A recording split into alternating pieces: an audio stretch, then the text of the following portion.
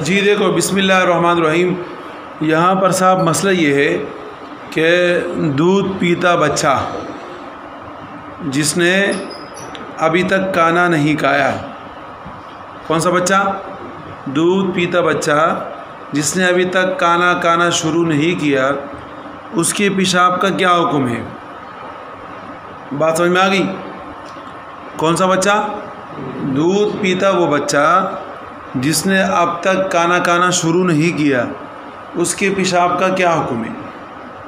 تو سب سے اہم بات، سب سے بڑی بات وہ تو یہ ہے کہ جناب اس کا پیشاب نجس ہے. اس کا پیشاب کیا ہے؟ نجس ہے. یہ تو سمجھو کہ کنفرم بات ہے، اس کا پیشاب کیا ہے؟ نجس. اب جو نجس ہے تو ظاہر ہے کہ نجاست کو زائل کرنا، ختم کرنا وہ بھی تو ضروری ہے. تو اس کے ختم کرنے پر اور نجاست کو دور کرنے پر، طہارت حاصل کرنے پر اختلاف ہے. امام شافعی اور امام احمد رحمہ اللہ فرماتے ہیں کہ اگر مثال کے طور پہ وہ بچہ ہے تو اس کے پیشاب کو چینٹے مارے جائیں، چینٹے. اور جیسے آپ چینٹے ماریں گے تو چینٹے مارنے سے طہارت حاصل ہو جائے گی اور نجاست ظاہر ہو جائے گی. اگر پیشاب کرنے والی بچی ہے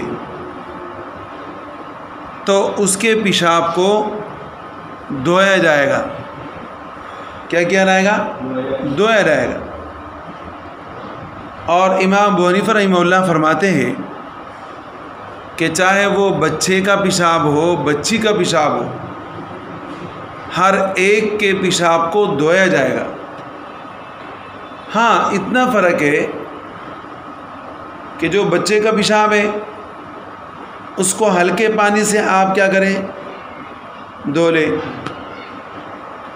اور جو بچی کا پیشاب ہے اس کو شدت کے ساتھ آپ دھوئیں تو طہارت حاصل ہو جائے گی. امام شافعی رحمہ اللہ فرماتے ہیں کہ چاہے وہ بچہ ہے چاہے بچی ہے، ہر ایک کے پیشاب کو صرف چینٹے مارے جائے اور چینٹے مارنے سے طہارت حاصل ہو جائے گی، نجاست ظاہر ہو جائے گی. بات سمجھ میں آ گئی؟ پھر یہ کہا جاتا ہے کہ دیکھیں امام شافعی اور امام احمد رحمہ اللہ، خاص کر امام شافعی کی طرف جو یہ بات منسوب ہے کہ بچے کے پیشاب پر چینٹے مارنے سے پاکی ہوتی ہے، یہ بات خواہ ان کی طرف منسوب ہے. یہ بات خواہ ان کی طرف کیا ہے؟ منسوب ہے. اور اسی بات کو دیکھ کر غیر مقلدین نے اپنے لیے ایک بہت بڑا مسئلہ بنا دیا ہے، اور وہ اس طرح کہ جناب بچے کا پیشاب ہے تو اس کو جناب چینٹے مار دیا جائے، بس پاکی ہو رہی.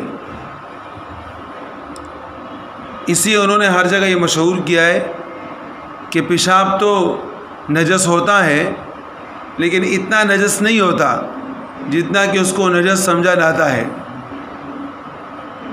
اتنا نجس نہیں ہوتا جتنا کہ اس کو نجس سمجھا جاتا ہے. بس اگر پیشاب ہے، چینٹے مار لیے تو جناب نجاست کیا ہو گئی؟ ظاہر ہو گئی. یہ اہل حدیث کا ہے. اب ظاہر ہے کہ اہل حدیث کون سے لوگ ہیں؟ وہ لوگ ہیں جو اہل ظواہر ہے، ظاہری حدیث کو دیکھ کر اس کے اوپر عمل کرتے، باقی حقیقت کا ان کو اندازہ نہیں ہوتا. لیکن در حقیقت معاملہ اس طرح نہیں ہے. پھر یہ حضرات یہ کہتے ہیں کہ دیکھیں ایک چیز کی ہیئت تبدیل ہونی چاہیے. پیشاب ہے تو اس کو پانی مارا جائے، تو امام شافعی کی طرف جو یہ بات منسوب ہے نا، در حقیقت امام شافعی کا مذہب نہیں ہے، لیکن امام شافعی رحمہ اللہ کی طرف منسوب ہو کر یہ بات سے مشہور ہو گئی. کیا ہو گئی؟ مشہور ہو گئی. اور اسی شہرت کی بنا پر ایک تو یہ کہا جاتا ہے کہ امام شافعی رحمہ اللہ فرماتے ہیں کہ دیکھیں پیشاب کو آپ نے پانی مار لیا، پیشاب پاک ہو گیا۔ دوسرا یہ کہ پانی آپ نے مارا، اس کی حیت تبدیل ہو گئی، حیت تبدیل ہونے کی صورت میں وہ نجاست کیا ہو جائے گی؟ ضائع ہو جائے گی۔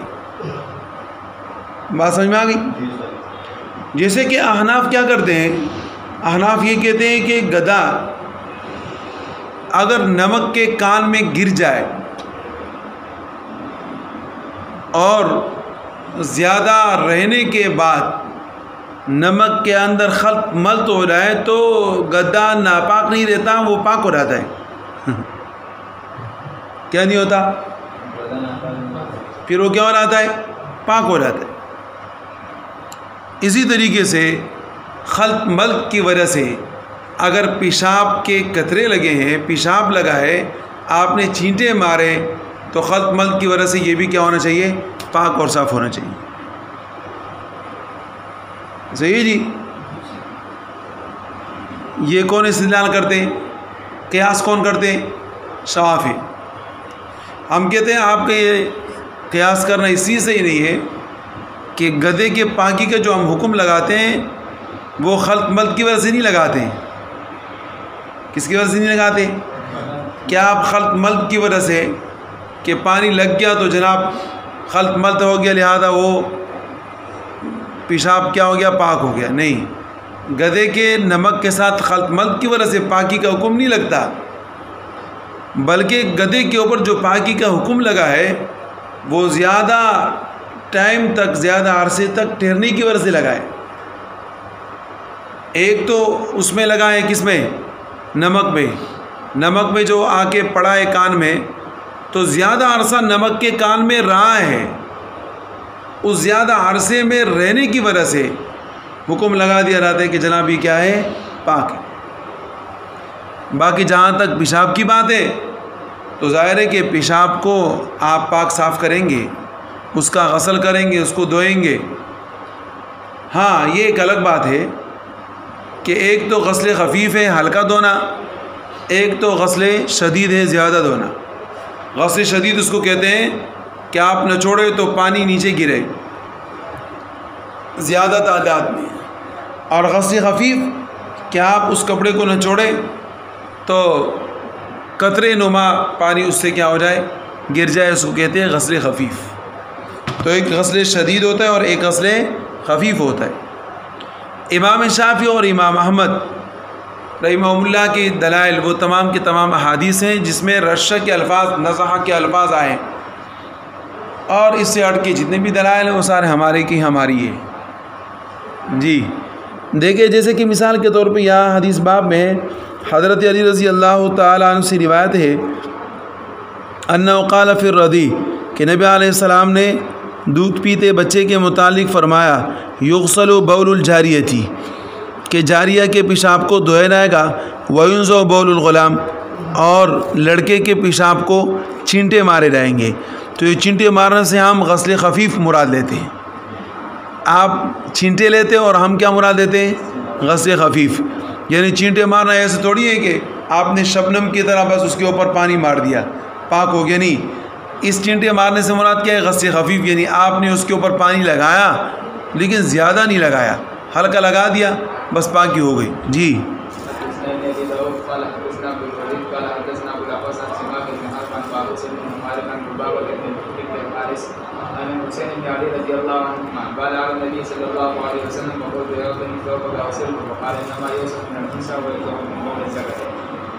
حدثنا باب قال حدثنا ابو بكر بن ابي شيبه قال حدثنا ابو الاحوص فذكر من ذوق اسناده حدثنا يونس قال اخبرنا ابن وهب قال اخبرني مالك والليث وعمر بن يونس عن ابن ابي شهاب عن عبيد الله بن عبد الله بن عتبة عن ابن قيس بن محصن ان اتت بابن الله لم يقل الطعام الى رسول الله صلى الله عليه وسلم فجلس رسول الله صلى الله عليه وسلم بحجره فبال على ثوبه فدعي بماء فنزعه ولم يغسله